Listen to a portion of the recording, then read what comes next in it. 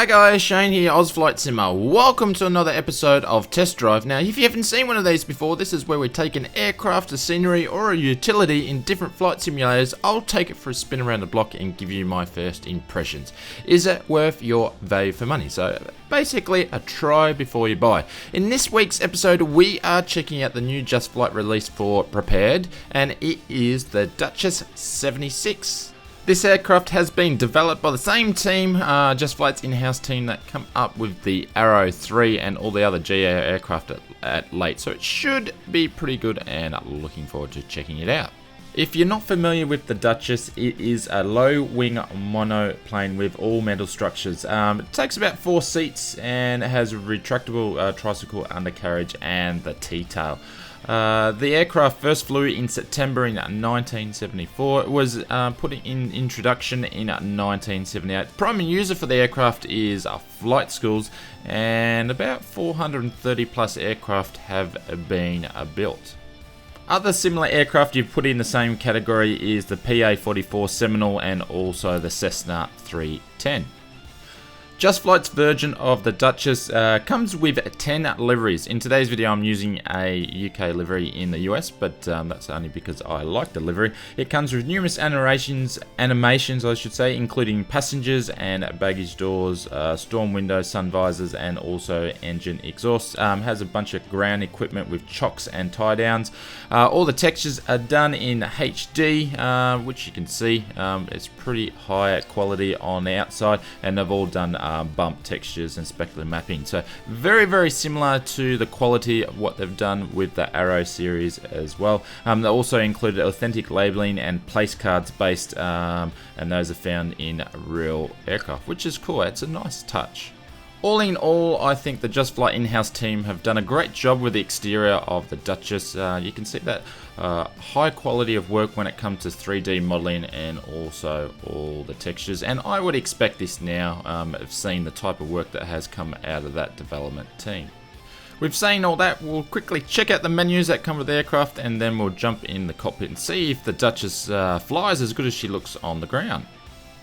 The Duchess comes with the standard menu bar for all the Just Flight aircraft that have come out of late. I usually hide the menu bar because I find it a little bit annoying, but you've got basically automatic start there.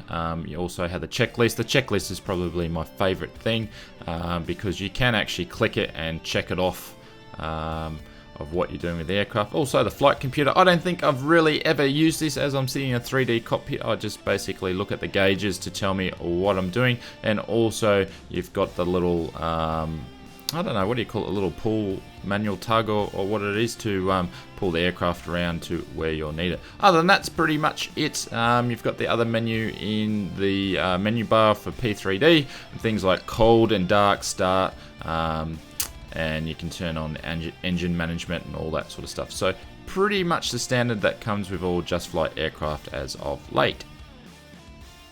Welcome to the cockpit of the Duchess. So we're just going to run through a quick startup. I will say this, I am running a version, I think it's 101A.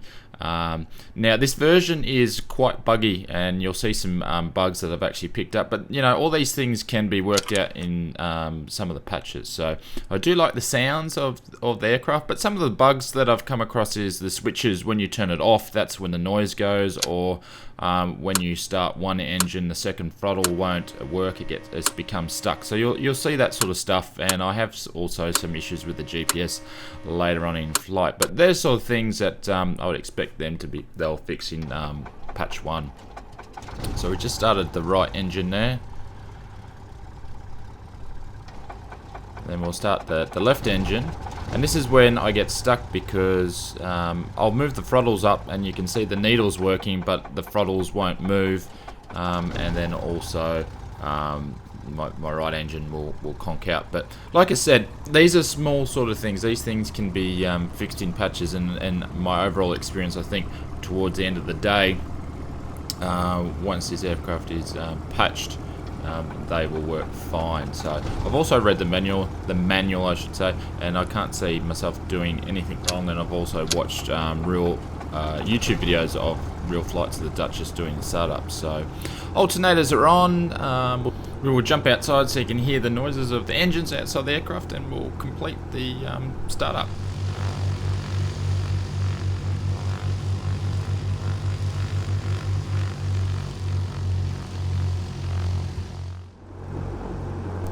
All started up. We're just going to turn over the avionics, turn the GPS on and the comms on and the transponder, switch that on, and we are good to taxi.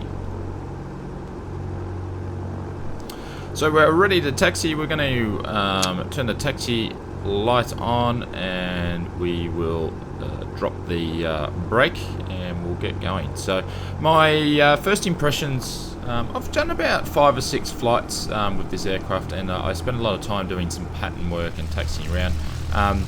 This aircraft is very, very slippery in the air, and also very, very slippery when you taxi. So I guess, I don't know, I do fly a lot of single engine GA, so it might be that, you know, having some more horsepower that this aircraft can get away on taxi. I find that it's really snitchy, so to speak, or what's the best word, that really touchy on the pedals.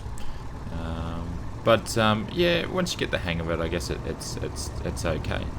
We're going to take a quick, it's actually a pretty short taxi all the way up. We're going to use the large runway at Palm Springs today. I haven't mentioned before, but we are flying all the way, I think it's about 300 nautical miles, to Las Vegas, and we're going to go and try the tables. So we're going to take off the long runway today, just so we can take our time with the takeoff at runway 31 left.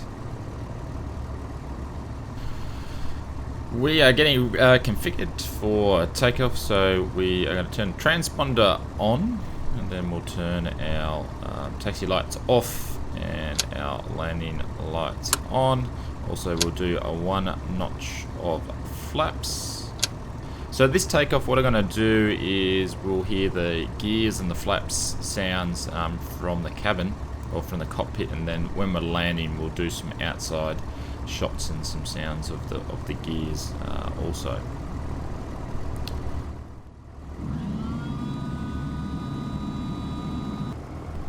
Flaps are down. I really enjoy the flap and gear noises of the aircraft. Actually, the sounds all around are pretty good, and you sort of expect that when it comes to Just Flight. So this aircraft rotation speed, I believe, is about 71, and then your best climb is 85. And from all the videos I've watched and also going through the checklist, is you're meant to put the throttles basically full flat for takeoff, and I found that you don't need to in the Just Flight version, because I think that's just way too overpowering. And then also you know, to do 85 in the climb, it's just, you're like a fighter jet for how steep it is, so you don't need to do that either. So it's quite interesting. So we're just going to move the throttle all the way up, and mixtures all the way up, and our prop RPMs are all the way up. Doesn't take long to gain speed. We're going to pull back on the yoke, and you have to actually give it a real big bit of force, and then it just pops up. So we're just going to gain some speed.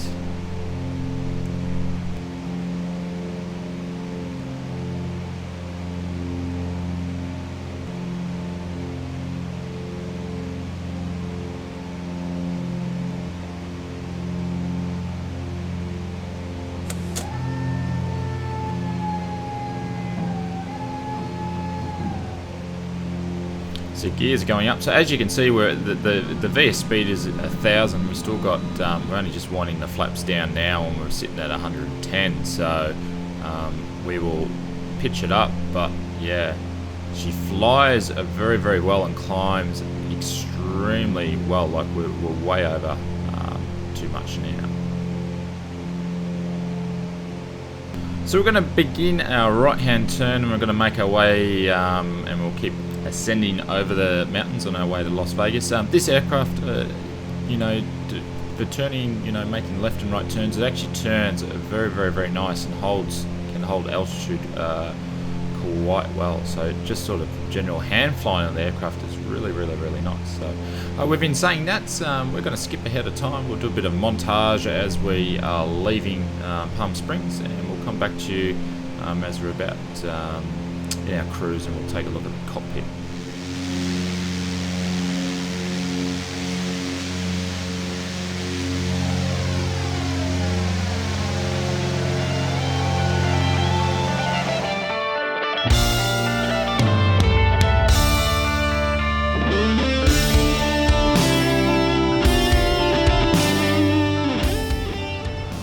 Welcome back to the cockpit of the Duchess. We are at our cruising altitude just under 10,000 feet, and I believe the interior of the Duchess follows suit as the exterior. It's pretty high quality. I actually really enjoy the interior of this aircraft. It's got the wear and tear feel, but then again, it's an aircraft from the 70s, so it should.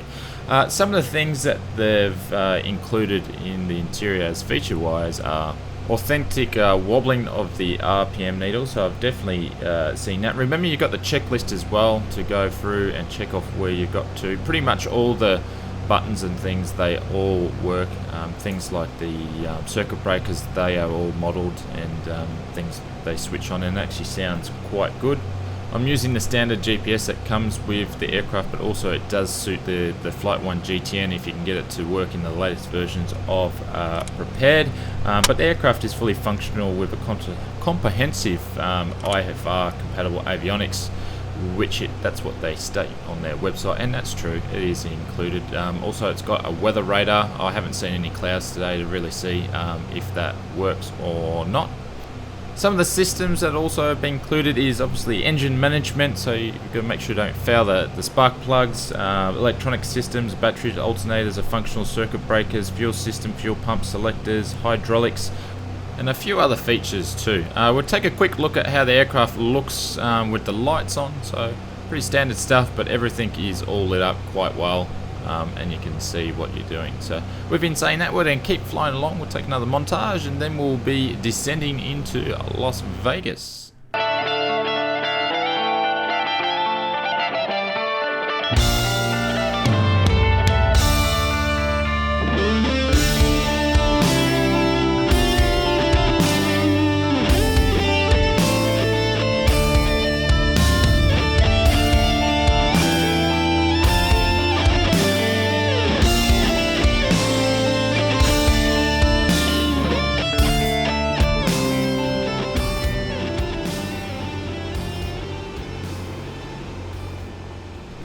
Welcome back to the cockpit. We're just making a left-hand turn. We're going to line up, or attempt to line up into Las Vegas. I'll tell you what, Las Vegas is looking absolutely beautiful in Prepared today. Like I said before, the aircraft making left and right turns is a breeze. Actually hand flies really well. But I did mention a little bit earlier that when we were taxiing that the aircraft, there we go, we didn't line up too well at all, so that's alright, we'll keep continuing on. That the aircraft is very slippery, so you need to prepare your approaches. It's not an aircraft that you can just fly in and drop down. You've really got to prepare your approaches because it's very slippery aircraft.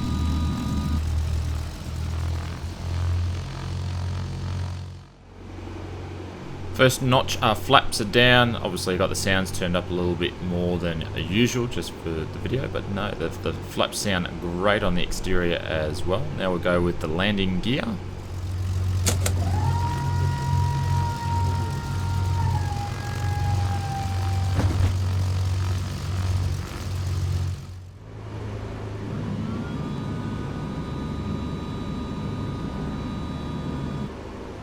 And that's the second notch of flaps, so we're meant to drop the last lot of flaps. So this aircraft is configured for landing with all flaps down. The last lot just about 500 feet above, so pretty close to as you're landing. So one thing, because this aircraft is slippery, is trying to get it to land and not float too much, but approach and make sure that you're above the blue line. So some videos that I watched of in real life with the Duchess is that, you know, you've got to keep this aircraft, you've got to keep it, you know, with all GA aircraft above the blue line, and you only want to be below the blue line just as you're about to touch down. So I sort of being an aircraft is quite slippery, that's sort of the battle. Makes things quite interesting, but that's the battle as you're flying all the way. And you'll notice as I'm getting closer to the runway that I sort of struggle with this, and in this particular landing we come in quite shallow too, so should have made it easier to manage, but it didn't.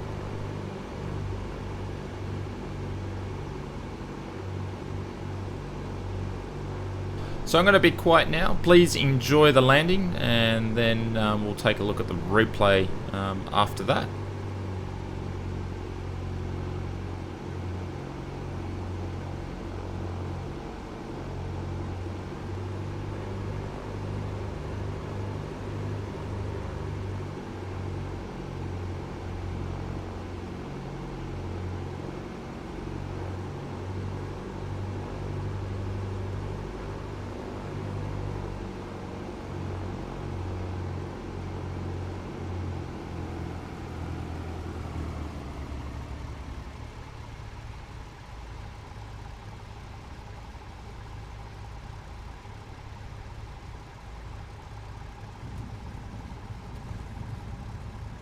Well, there we go. So let's see how that looks on the replay.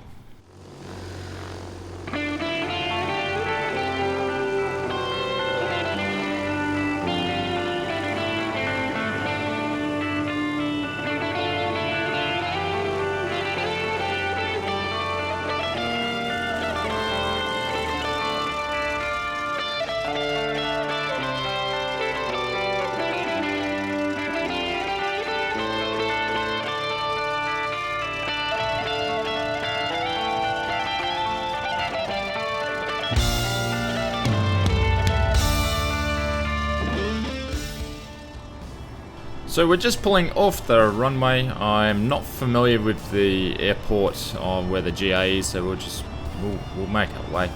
So my final thoughts is the Duchess 76 value for money. Well, the exterior and the interior and just the texturing, the 3D modeling work is absolutely fantastic. I think it's great. The aircraft sounds are really good, and it is awesome to hand fly. But there's a few little bugs when it comes to the systems, and when you press certain different switches within the cockpit need to be addressed. So at this point in time, that hasn't been a patch, so they haven't been fixed, but I'm sure later on down the track they will be fixed quite shortly. So within saying that, I'm probably on the fence at the moment for the Duchess, but I'm sure if they patch it and fix those things, I will think it's value for money. So I'll leave a comment in the notes once they've patched it, and I'll let you know what my thoughts are there as well. So we've been saying that, if you enjoyed the video, I'll leave another one of my favorites right here so you can take a look at it. And if you're new to the channel, please hit the subscribe button for weekly content, and if you like the video, please hit that thumbs up. Thanks very much for watching. I'll talk to you soon.